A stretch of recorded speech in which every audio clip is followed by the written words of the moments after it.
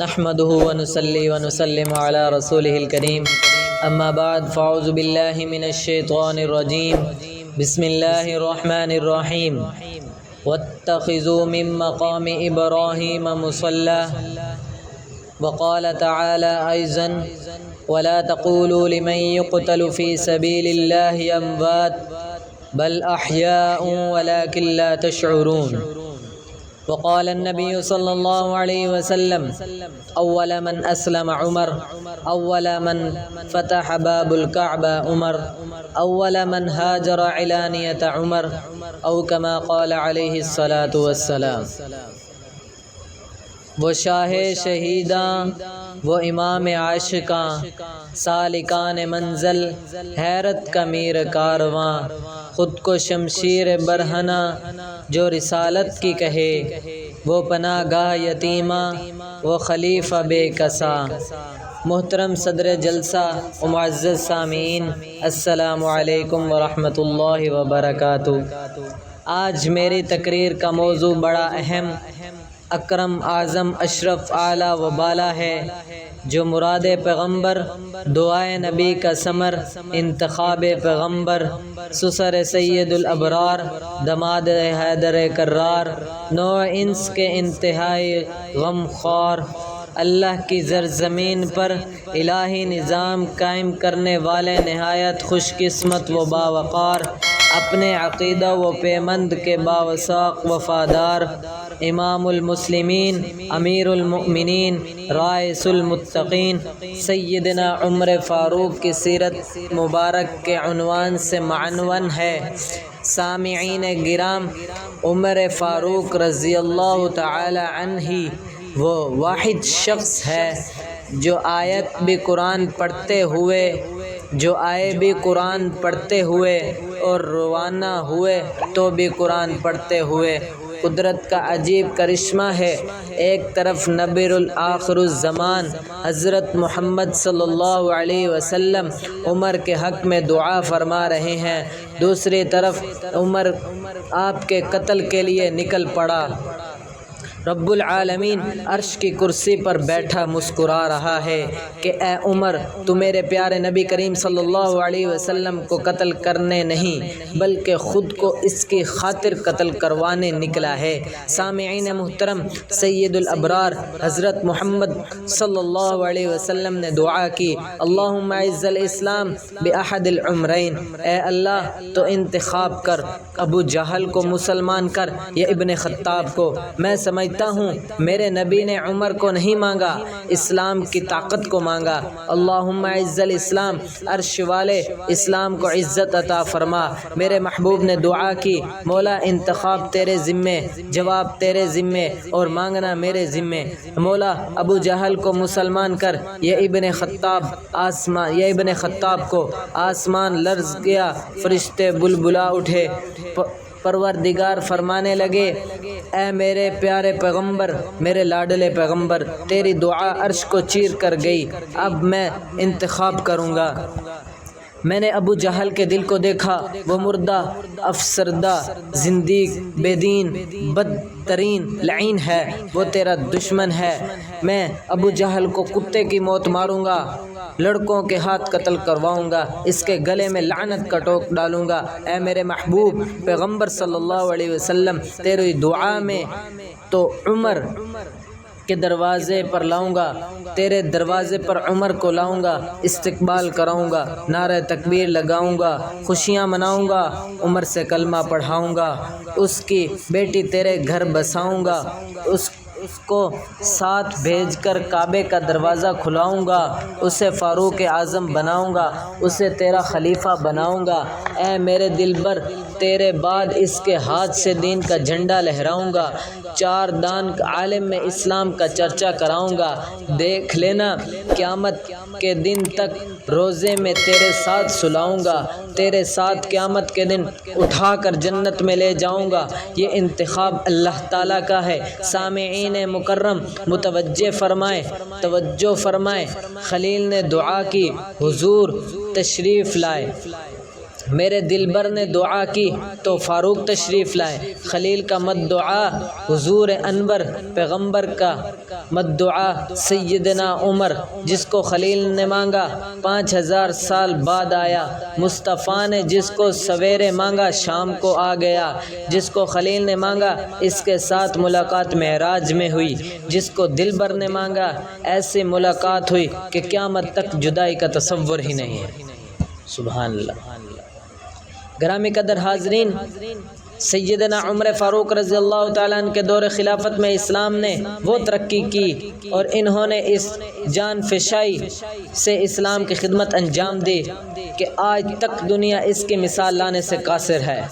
یہی فاروق ہے جس نے تراوی کو باجماعت مقرر فرمایا۔ شاہ ولی اللہ محدث دہلوی رحمہ اللہ فرماتے ہیں، جتنے حافظ، جتنے قاری، جتنی رمضان کی رونقیں ہیں، ساری امت پر عمر فاروق رضی اللہ تعالیٰ عنہ کے احسان ہے۔ دور فاروقی میں 5000 چھوٹی مسجدیں اور 900 بڑی مسجدیں تعمیر ہوئی۔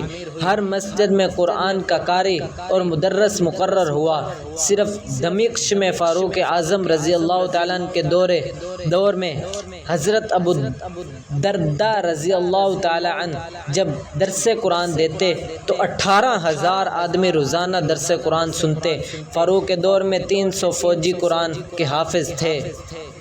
17000 صحابہ و اہل بیت کے بچے قرآنی حافظ بنے۔ یہ ٹھیک ہے جامع قرآن عثمان تھے لیکن محرک فاروق تھے۔ فاروق کو قرآن سے شغف تھا۔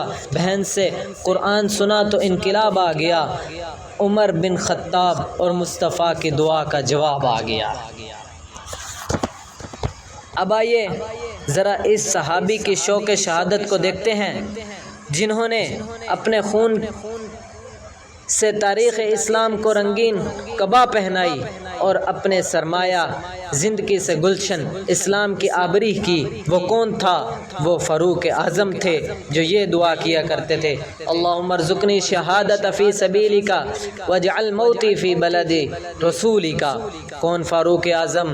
کون فاروق اعظم؟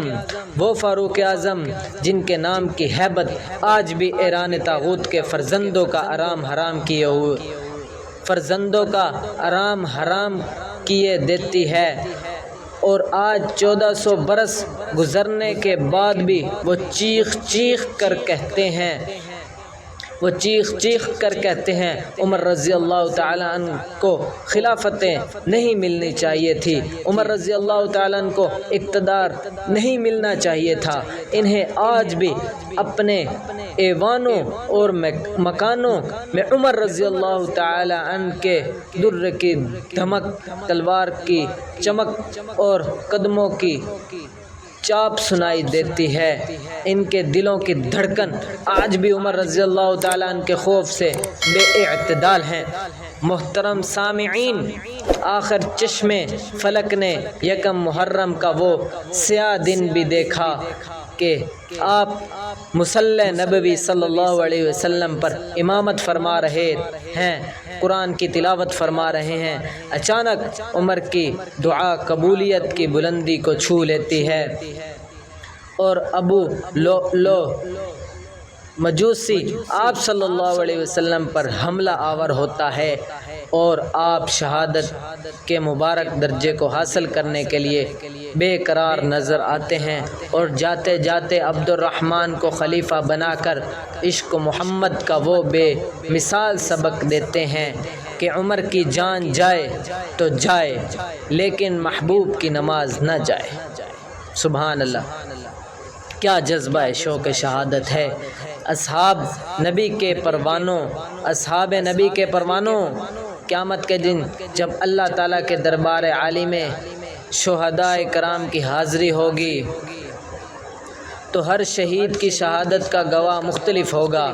کسی شہید کی شہادت کا گواہ قرآن ہوگا، کسی کی شہادت کی گواہی احد دے گا، کسی کی گواہی میدان بدر دے گا، کسی کے حق میں مکہ کی گلیاں بولیں گی، کسی کے لیے صحرا دش و رنگ بولیں گے، مگر میں قربان جاؤں سیدنا عمر فاروق رضی اللہ تعالی عنہ کے، جب ان کی باری آئے گی تو مسجد نبوی کا محراب بولے گا کہ مولا کریم فاروق سے نہ پوچھ، مجھ سے پوچھ، میں تیرے آخری پیغمبر کے سجدوں اور صدقات کا گواہ ہوں، تو فاروق اعظم کو سوز قرآن اور شہادت کا گواہ بھی میں ہی ہوں۔ یہ عظیم شہادت بخت سکندری کی دلیل ہے۔ اے فاروق اعظم، آپ کے سوا اس خوش نصیبی سے کون سرفراز ہو سکتا تھا؟ آخر کیوں نہ ہوتا، دعا بھی تو یہی کی تھی کہ مولا مجھے دیدار رسول میں شہادت کی عظمت سے مالا مال فرما۔ سامعین محترم، آج جب ہر چار طرف سے اسلام کی تقدس پر مسلسل فائرنگ اور شیلنگ ہو رہی ہے اور ہر چند اسلام کو مٹانے کی کوشش ہو رہی ہے، تو میں یہ کہنا ضروری سمجھتا ہوں، تقاضا ہے کہ پھر دین، تقاضا ہے کہ پھر دینا، میں شان حق ہوں یدا ہوں، عرب کے ریگزاروں میں کوئی فاروق پیدا ہو، مساوات و عدالت کا پھر زمانے بھر میں چرچا ہو، پھر وہی برق تجلی افق پر آشکارا ہو، بڑا غوغا ہے پھر قصر جہاں میں اہل باطل کا، کوئی فاروق پھر اٹھے تو حق کا بول بالا ہو، وما علینا الا البلاغ المبین۔